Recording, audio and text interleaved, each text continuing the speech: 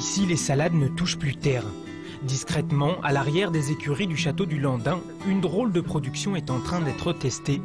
Des légumes, un bruit d'eau continue et des poissons.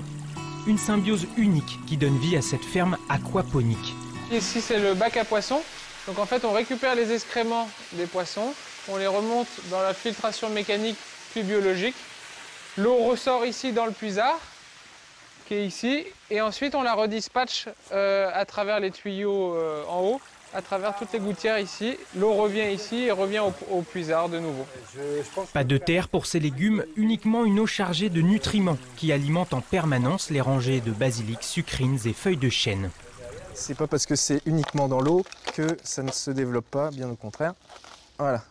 Donc là, on a un super système racinaire. Là, plus elle se développe, plus elle a de nutriments disponibles à capter. Et c'est ce qui fait que la croissance de la salade est quasiment exponentielle. Là, voilà, on arrive sur une salade qui a 4 semaines. Et voilà, elle est quasiment à maturité. D'ordinaire, une salade pousse en 2 mois. Avec l'aquaponie, rien ne s'ajoute, tout se transforme. Pas de produits phytosanitaires ajoutés et l'eau utilisée en circuit fermé est sans cesse recyclée. Une économie de 80% comparée à l'agriculture classique. Une technique qui tente à faire ses preuves et qui a encore des difficultés à convaincre les investisseurs.